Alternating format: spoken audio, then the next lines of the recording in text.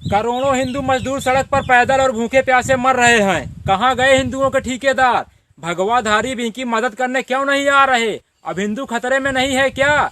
अब हिंदू ही नहीं बल्कि हिंदू का परिवार, हिंदू के बच्चे, हिंदू की नौकरी, हिंदू की जान भी खतरे में है। जिस देश के मजदूर हजारों किलोमीटर पैदल चलकर अपने घर जा रहे हो, वहाँ का प्रधानमंत्री आत्मनिर्भरता का भाषण दे, उससे क्या उम्मीद करोगे? आज समझ में आया हमारे पूर्वजों ने 70 साल तक बीजेपी को वोट क्यों नहीं दिया। क्योंकि वो जानते थे इनकी औकात देश चलाने की नहीं बल्कि हिंदू मुसलमान में दंगा कराने की है। मेरी बात याद रखना, हिंजड़ों से औलाद और बीजेपी से विकास की उम्मीद केवल आसाराम राम रहीम की गुफाओं में पैदा होने वाले अंधभक्त ही कर सकते हैं। तबाह होकर भी तबाही नहीं दिखती है, अंधभक्ति है जनाब, इसकी दवाई नहीं बिकती।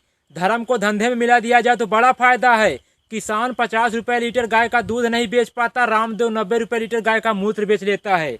जिनको लगता है भाजपा समारोह की पार्टी है, सही है, क्योंकि सड़कों पर भूखे प्यासे रोते बिलखते मजदूर 90% दलित पिछड़े हैं। यही उनका मदद न मिल पाने का सबसे बड़ा कारण है। एक बात याद रखना, चाहे 16 मजदूर मरे, चाहे 16,000 मजदूर मरे, सरकार पर कोई प्रभाव नहीं पड़ेगा, क्योंकि सरकार पूंजीपतियों की है, गरीबों की नहीं।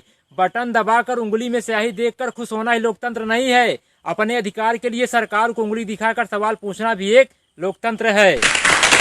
रेलवे बिकेगा, एयर इंडिया बिकेगा, बिकेगा देश का कोना कोना। कोरोना से भी खतरनाक बीमारी है यारो अंधभक्त का होना। हिंदुस्तान में धर्म के नाम पर खून सबका खोल जाता है। बात जब गरीब, किसान, बेरोजगार, मजदूर की होती है तो सबका खून पानी बन जाता है। विदेशों से जो उड़कर आ रहे हैं उनके लिए स्वागत में पोस्टर बैनर लगाए जा रहे हैं, और जो साइकिल से पैदल चलकर आ रहे हैं उनके ऊपर डंडे बरसाए जा रहे हैं। गरीबों की दुर्दशा बता रही हिंदुस्तान में गरीब होना सबसे बड़ा पाप है। एक बात याद रखना, दुनिया का विनाश किस कारण से होगा हमें पता नहीं, मगर हिंदुस्तान के विनाश के कारण घटिया नेता और बिकाऊ पत्रकार होंगे। पति मर जाए लेकिन सौतन विधवा नहीं होनी चाहिए, वही हाल है अंधभक्तों का। देश बर्बाद हो जाए मगर मोदी हटना नहीं चाहिए। हमारा देश बदल रहा है, बुलेट ट्रेन की जगह मजदूर पटरी पर चल रहा है। जब वो जिंदा थे तो 2 रोटी तक देने की सरकार की औकात नहीं, आज मरने के बाद 5 लाख का मुआवजा कौन खाएगा? घर से निकले थे सपना पूरा करने के लिए, किसको पता था घर जाना भी सपना बन जाएगा। जब गरीब मजदूरों को पैदल सड़क हादसों में कुचल कर मरना ही है तो पीएम केयर फंड में मिला दान किस काम का?